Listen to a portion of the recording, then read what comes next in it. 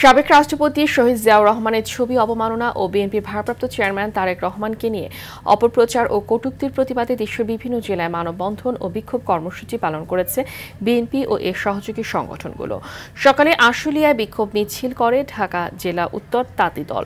নোয়াখালীতে কোম্পানীগঞ্জ উপজেলা বিএনপির আয়োজনে বিক্ষোভ সমাবেশ ও প্রতিবাদী মিছিল অনুষ্ঠিত হয়েছে। একই প্রতিবাদে ফরিদপুর অ্যাসোসিয়েশন অব বাংলাদেশ ড্যাব এর উদ্যোগে প্রতিবাদী সমাবেশ করেছে চিকিৎসকরা।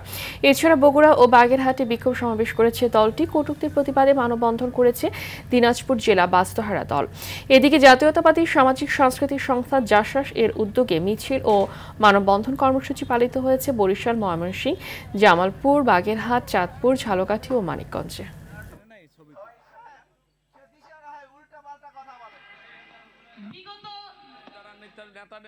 আমাদের যারা নেতা কর্মীরা